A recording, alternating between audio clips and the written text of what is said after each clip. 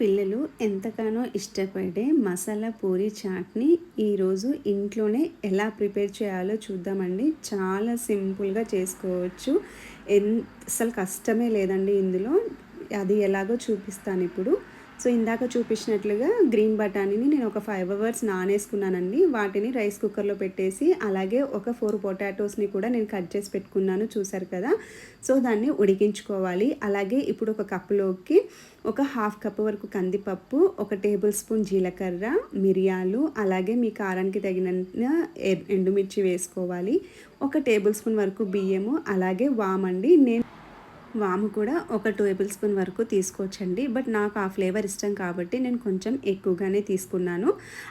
ఆ వాముని మనం అలా స్మాష్ చేసి వేసుకుంటే దాని ఫ్లేవర్ బాగుంటుందన్నమాట. సో ఇవన్నీ ఇలా మిక్సీ పట్టుకోవాలి. వేయించైనా పట్టుకోవచ్చండి, లేదంటే ఇలా ప్లెయిన్గా అయినా పట్టుకోవచ్చు, ఏమీ కాదు.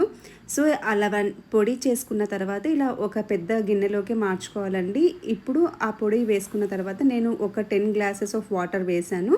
సో ఆ పౌడర్ అంతా కూడా ఫస్ట్ మనము లమ్స్ లేకుండా మిక్స్ చేసుకోవాలి ఇక్కడే. సో ఇలా బాగా మిక్స్ చేసుకొని లమ్స్ అంతా లేకోకుండా మిక్స్ చేసుకున్న తర్వాత స్టవ్ మీద పెట్టేసుకొని మనము ఉడికించుకోవాలండి. ఇది గ్రాడ్యువల్గా కంటిన్యూస్గా మధ్య మధ్యలో కలుపుతూ ఉండాలి. ఎందుకంటే ఇది మనం కందిపప్పు ఇవన్నీ మిక్సీ పట్టాం కదా, సో వాటర్ పైకి తేలి అదంతా కింద కూర్చుంటుంది అనమాట. సో అప్పుడు అడుగంటే ఛాన్సెస్ కంపల్సరీ ఉంటుంది. సో మనము మధ్య మధ్యలో ఖచ్చితంగా కలుపుతూ ఉండాలి. అలా కలుపుతూ ఈ వాటర్ అనేది బాగా బబుల్స్ వచ్చినప్పుడు మనం ఉడికించి పెట్టుకున్న ఆలుని బాగా స్మాష్ చేసుకోవాలండి. ఇలా మెత్తగా స్మాష్ చేసి వేసుకోవాలి. అప్పుడు కొంచెం థిక్నెస్ వస్తుందన్నమాట ఆ గ్రేవీ అనేది. అలాగే ఉడికించుకున్న ఈ బఠానీని కూడా వేసేసుకొని మిక్స్ చేసుకోవాలి. ఇక్కడ కూడా లో ఫ్లేమ్లోనే మనము ఇదంతా కూడా మంచిగా బబుల్స్ వచ్చి కొంచెం థిక్నెస్ వచ్చేంత వరకు ఉడికించుకుంటే మనకు ఈ మసాలా అనేది రెడీ అయిపోతుందండి. డిఫరెన్స్ అనేది మీకే తెలుస్తుంది. సో ఇందాక కలపెట్టేటప్పుడు చూసిన దానికి ఇక్కడికి మీకు తెలిసే ఉంటుంది. సో థిక్నెస్ అనేది వస్తుంది. ఇలా వచ్చినప్పుడు మనము స్టవ్ ఆఫ్ చేసేసుకొని దీన్ని పక్కన పెట్టేసుకోవాలి.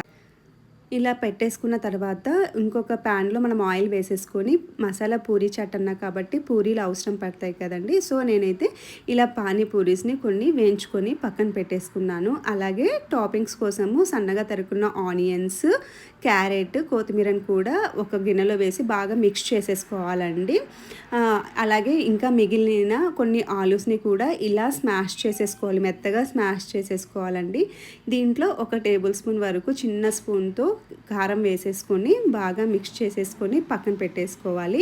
ఇప్పుడు అన్నీ రెడీ అయిపోయాయండి. సో మనం సర్వ్ చేసుకునే బౌల్స్ కానీ ప్లేట్స్ కానీ మనకు తీసేసుకొని ఫస్ట్ అయితే మనం రెడీ చేసుకున్న పూరీస్ని ఇలా స్మాష్ చేసుకోవాలి.